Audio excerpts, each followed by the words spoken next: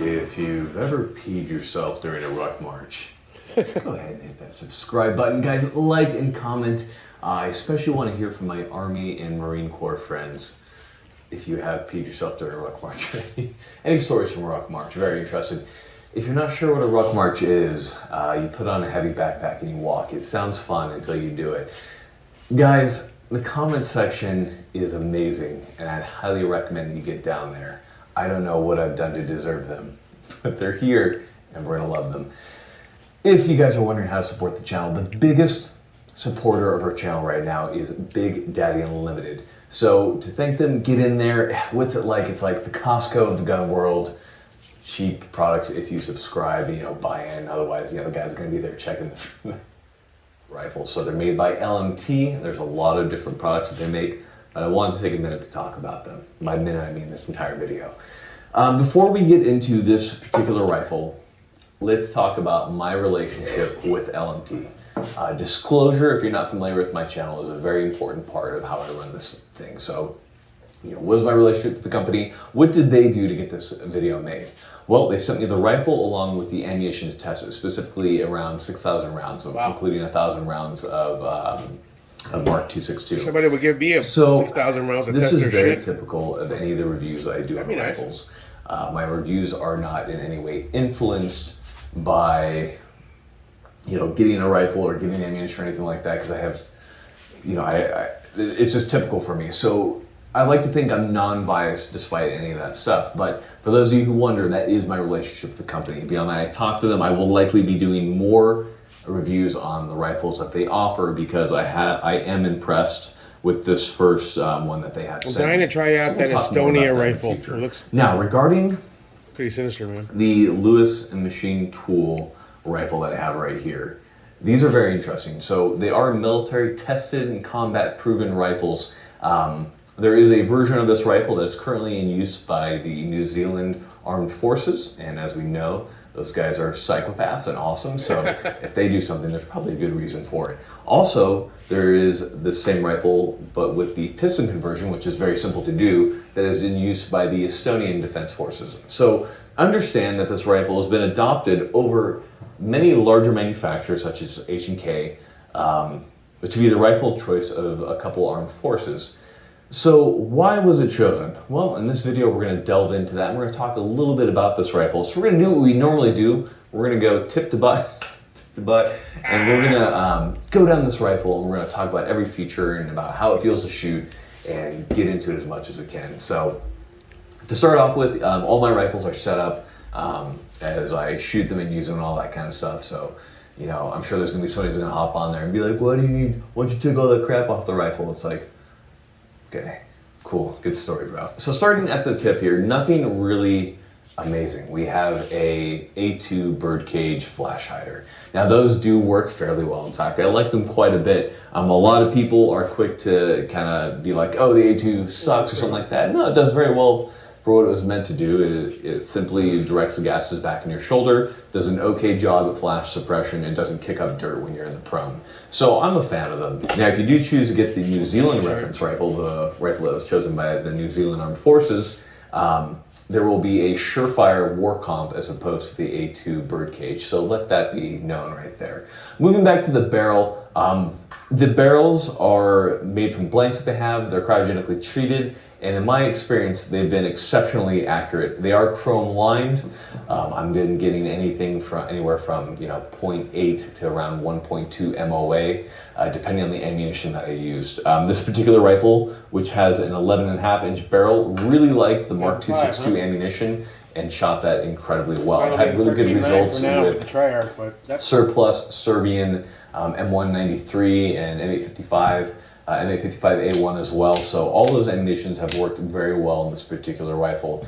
The barrel is like a medium contour. It's not quite as heavy as like the SOCOM profile barrels that I'm a big fan of, but it's getting pretty close, and despite it not being that super heavy profile that I like, that medium contour is awesome. A lot of companies are going with those really lightweight barrels, and there can be some problems with those as far as ability to deal with heat and a couple other issues. So I do appreciate the fact that they've used a medium contour barrel. Now, speaking of barrels, I have to talk about barrel swaps. So what's really cool about the LMT's rifles is that swapping a barrel is very, very simple. It basically comes out to taking out these two hex keys and then pulling the barrel out. No shit. And that's pretty much it. That's awesome. Now, there is a problem. The barrel nut itself will not come out if I have something like a light mounted onto just the swap uppers. Why even bother? M-lock surfaces right here. So that's the only downside, is you do have to take that off. Now, of course, you have the Picatinny, it comes off no problem. Now, what's really cool is kind of what I mentioned earlier about Estonia uses the piston system. Well, if you wanted to take this rifle and convert it to a piston-driven LMT rifle, all you have to do is pull the barrel out, the entire gas system comes out, pop out the bolt carrier group, put in the piston bolt carrier group, put in the barrel with the piston system, and you now have yourself a piston rifle. Simple as that. And a very good piston rifle at that. And we'll be talking about that in a future review. So that system is incredibly, incredibly useful, not just for switching operating systems for a variety of environments that you might be in, but also for switching barrel lengths and calibers. So really innovative in my opinion, and I've been a huge fan of that system. I've done it a couple of times with different barrels, and in each case it took me maybe 2 minutes to swap the barrel out. And that was because I went slow. So really good on them, a really excellent design. All right, moving from talking about the barrel, let's talk about the handguard. The handguard is, without a doubt, probably one of the best handguards to mount an IR laser. The big thing you want with a handguard is a handguard that is going to be strong enough so that it doesn't lose zero when it's knocked or anything like that, where it doesn't allow rotation to happen, and then you lose zero on your IR laser, whether it be from LA5, Tech 15, D-Ball, whatever you have.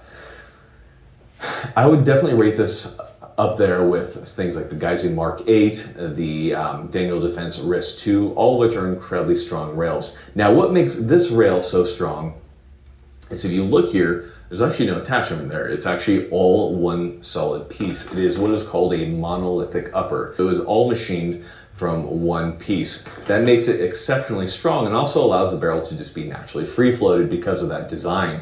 Now, the drawback to that is that you can't swap out handguards on these systems because the entire upper is the handguard. So you are stuck with what you have. That's not so much a problem. I think M-lock is going to be around for quite a while. And if you're a guy who can drop the kind of money that an LMT costs, it's likely not going to be an issue for you. And even if it is, what's the reference? Like $3,500 forever are still in more use. So expensive even than if a you were damn to get cat. like one with Picatinny, you're going to be fine. Picatinny is going to be around for a long time because it's a very strong mounting platform. Now, regarding the handguard itself, it is a little bit thicker and a little bit stronger than the BCM. I've been a huge fan of the BCM rails. Now, despite that, it still feels very similar to the BCM rails, a little bit heavier, but I am a huge fan of this handguard. I really love the way it feels due to its smaller diameter. It's just very easy to grip, get my hands on all the controls that I need on my various accessories and LARPing stuff that I have on here. So I've been a huge fan of the handguard. Now on this particular handguard, I know you guys are gonna ask, I do have BCM rail panels, as well as a BCM kinesthetic angled grip, which was designed by Travis Haley, who is not my father. So we have our monolithic upper receiver. Now let's move to one of the really interesting parts of the system, which is the bolt carrier group and bolt. Now on this particular rifle right here, I have the standard bolt carrier because I wanted to shoot it with bolt, and this is what I have in right now. But I was also sent the enhanced bolt carrier group and bolt from Lewis Machine & Tool. So when it comes to the enhanced bolt carrier group and all that kind of stuff, I don't profess at all to be an expert of arms or anything of the sort. I think I do an okay job at reviewing. Now when it comes to the LMT enhanced bolt carrier group, I don't think there's a better expert out there than Chris from Small Arms Solutions. If you haven't followed his channel or read his stuff, I'd highly recommend it. The man is infinitely knowledgeable on a variety of weapons platforms, especially on the M16 M4 family of rifles, including the LMT. So he has a great write-up on his site detailing the enhanced bolt carrier group from LMT, and I think it's going to do a much better job than I ever could. I am going to, however, attempt to sum it up for you to some extent or another. So when it comes to the enhanced bolt carrier group, essentially they were trying to correct a variety of problems that SOCOM was having at the time with their M4 series of rifles. So it was designed to work specifically with carbine gas systems. However, it does wonders for any gas system out there. So what it has is you have sand dirt relief grooves, you have a modified cam track that allows for better extraction by slowing down unlocking, You have gas exhaust ports modified to vent gases so that they're not so much as not coming out to the inside of the receiver. You have an enhanced extractor, specifically a lobster tail extractor that uses 2 extractor springs and a more aggressive extractor. And you have the bolt lugs stress relieved, and you have more case support, among a variety of other things. What this all does is they hit reliability from a variety of ways, both in extraction, in timing, and everything. And you come out with probably, in my opinion, one of the best, if not the best, bolt carrier groups currently on the market, and it's been around for a little bit. So when it comes to those, if you can get your hands on them, absolutely get your hands on them. They're always sold out because they are so sought after. But that is one bolt carrier group that is going to survive for a long time. That was designed to survive the rigors of just anything that you can possibly throw at it, possibly even the Marine Corps. Now that we've talked a lot about the upper, let's take a moment to talk about the lower, because if you haven't noticed, here we go. the lower is fully ambidextrous, like Nice. completely and utterly ambidextrous. This lower is different from some of the other lowers I've talked about at this point. And as far as which one you'd want, it really depends on what you're looking for. I still love the rating, I still love the nice armament lowers, but the Mars lower from LMT definitely sits among my favorites. Now, in my case, I did remove the right-sided safety. I really hate safeties that nail into my hand when I'm flipping them on and off. If I'm going offhand, I tend to just use my thumb on the same side to actuate it. So I did remove that. That's just my personal pet peeve. It's probably a training issue that I need to work through. But let's go ahead and talk about this. So first off, you have your magazine release on your right side, and then of course you have your magazine release on your left-hand side right here. So you can release it from either direction. So then on our left-hand side, we have the normal stuff. We have our bolt release. We have our bolt hold open right here. On the opposite side, we also have pretty much the same exact thing mirrored on the right-hand side. Where do I get the LMT grip? Can you buy those standalone, or do you have to buy the whole lower complete? American Defense rifles, they kind of have that weird lever. So I like that it's pretty much the same on both sides. That way I don't have to, have any new manual of arms or anything like that. Big fan of it right there. So as far as ambidextrous lowers go, I would say Mars definitely rates among the best out there. I have heard reports of some people saying that the Mars lowers are coming out of spec. I haven't seen any evidence of that from talking to a variety of people, but subject to change. Anybody can make mistakes, but I haven't seen anything enough to report and say that those facts are substantiated. Everything I've seen from the newer LMTs coming out seems to be pretty high quality, so let that be said. Okay, so now we've pretty much gone through this. Let's talk a little about the lower parts kits. Lower parts kits are something that I think are often glossed over. People I'm not sure about. A lower parts kit is a lower parts kit is a lower parts kit, right? They're all the same.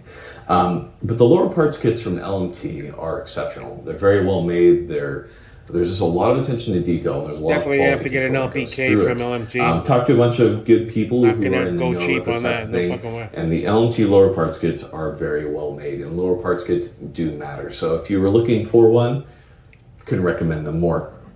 Now that we've talked about that, let's get into a couple things I don't like about the rifle. The grip. So the grip is from Ergo. It's made by them for LMT specifically. Has a little LMT logo right there. I think there are better grips out there besides the Ergos. You have Reptilia, Magpul, Bravo Company that have superior grips in my opinion.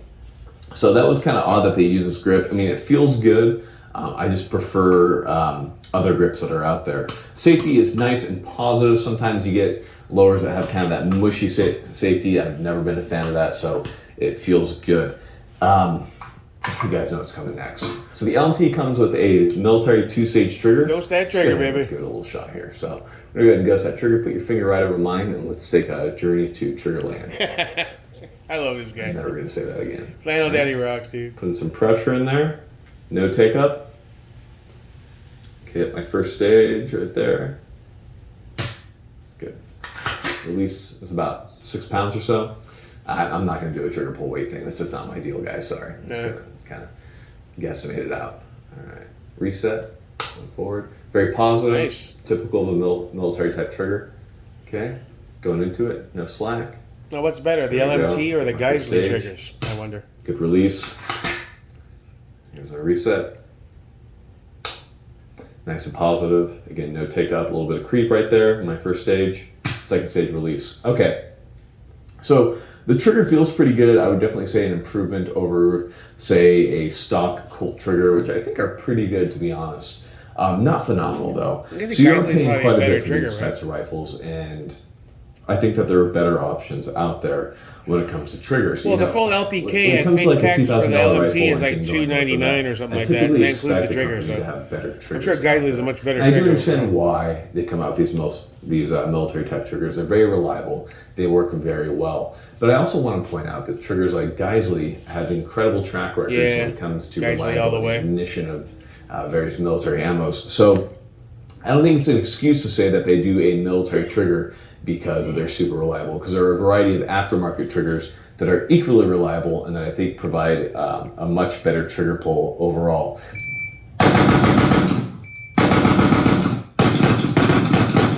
Damn. Now, that being said, with the variety of other accoutrements and things that you get with the LMT, I'm not going to put it as a strike against, because the trigger actually isn't that bad at all. All right, moving back from there, we have our charging handle. So with charging handles, guys know that my favorite charging handle is the Radian Raptor. I think that they're the best out there, especially the small one. Yes, sir. But this charging handle is very well made. I have no problems with it. Knocks it out of the park, though, bro. It's very easy to get it from both sides to actuate it. So it's pretty good. I still prefer the Radian Raptor, especially the small Raptor. The Raptor is awesome. It is a good charging handle, and I see no need, in my case, to change it. It works perfectly adequate for the intended purpose for which it was designed. Moving back from there, we have a 6-position buffer tube right here, along with an Lmt Soft Mod Stock. Talk about the running Vialtor stock? These stocks are awesome. I use them quite a bit. I do prefer the BCM stocks a little bit more, simply because I don't use any of the storage on here. But these do provide a very nice cheek weld. They're very solid. They're not going to break on you. They're very well made. And I do prefer the QD sling attachment points that are on the Soft Mods more than I do on the Bravo Company stocks. Speaking of sling points, the Handguard does have built-in sling points, which is a huge plus for me. Love it when companies do that. It just makes my life 1,000 times easier. Now, with all those things being said, what does it feel like to shoot? That's a great question. Like most military rifles, when it comes to recoil, it is going to be a little bit sharper than what you'd come to expect from a civilian type plinking AR-15. And the reason for that is a little bit more gas, gives you a little bit more oomph to power through all that dirt, debris, and crap that you get in the field, making for a more reliable weapon. So, the first time you shoot this, you might be like, it kind of hits a little bit harder than a normal kind of 11.5 that I got from XYZ company with a smaller gas port. That being said, these are properly gassed for the ammunition for which they were made, specifically full-powered military 5.56. Full power. A lot of people will buy these rifles and then they'll cheap out an ammo, which I understand. It's tough to buy nicer ammo.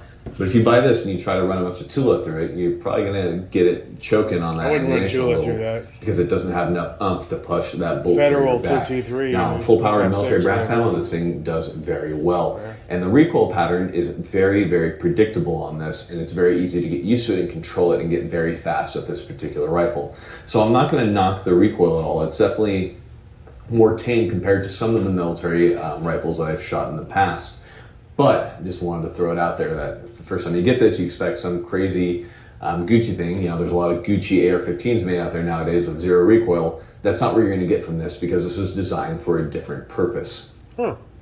So with all those things being said, how does the LMT do? Well, I mean, there's nothing that I can say that the military reports, that the military combat actions have said about this thing have already said, right? This is a military proven firearm that does extremely well in a variety of environments, that powers through dirt, grime. We don't want an LMT fully built upper runs, probably like CAC, right? For 1,500, $2,000 absolutely plus. A rifle that you can trust your life to. So good on them. You definitely will not be sad if you get this rifle. It's going to last you a very long time. Now, before we go, you guys always ask, so let's go ahead and let's talk a little bit about some of the things I have in this rifle and how I have it set up. So first off, we have a PEC 15 up top. A PEC 15 is an IR laser illuminator that allows me to ready for that fire kind of smoke yet. Under night vision, right? So we I want it bad, but there. I got nowhere to shoot it even if I had it. Surefire dual pressure. I meet the right dudes for that. Back beam for the PEC 15, front beam for the light. The light here is an Arisaka 600 series. It is on one of their new, I believe it's SSM mount that puts it right up close to the PEC 15. That way when my fingers are kind of wrapping up, it kind of gets that light up and out of the way, which is what I prefer. Nice. Okay, so we have a pressure pad. I have that secured right here with a little zip tie right there to make sure the cords and wires aren't going everywhere. Moving back from there, we have an Aimpoint Comp M5s. Nice. One of the newer Aimpoints. I'm going to do a review on that cool, later. And then as far as slings go, we have a Haley Strategic sling. I'm a big fan of those. I use a variety of slings. I hear good things about their slings. Haley Strategic and Faro Concepts. So very good sling too, company. Yeah. You guys always tell me about that. So a very good sling from a great company, from a great dad. All right. Yeah. And then, of course, we have magazines. So this magazine is an EPM. A lot of people have asked me what magazine is. It's an Enhanced Performance magazine. They were designed specifically for M855A1 and some of the weird issues that you run into with that that projectile and kind of the havoc that it can wreak on M4 feed ramps. So, with all those things being said, we have the LMT rifle. Awesome design, Mars lower, M-lock upper, 11.5-inch barrel. I love this thing. I'm going to be shooting this a lot more in videos to come, especially for the Aimpoint Comp M5s video. So, this rifle is sick. It looks cool, but you're not going to look cool if you don't get trained. So get out there. Got that right. Haley Strategic, Hogworks, Bear Solutions, Esoteric, the Direct Action Resource Center, Tony Cowden, Frank Proctor. All these gentlemen are giants in the training industry. I can't forget Scott Jelinski, the Jedi out there. With the modern samurai project. He also does some awesome stuff as well. These are all great guys to get training from, and I'd highly recommend that you check them out. I'm working on it, Flannel Daddy. I'm working on it, brother. Everyone else. Tech Out Peppers. Thank you for joining. Thank you. I got nothing else for you. Peace. Yeah, that's one hell of a gun. All right, cool. We start a new series. We'll call it Gun Bench Tubes. And then we'll watch a video together, find some information out. Some things you know, some things you don't. A lot I don't. And I thought it'd be fun on the new gun bench. Just watch cool gun videos and enjoy them together and learn new information one step at a time. Have a good one. Thanks, Flannel Daddy.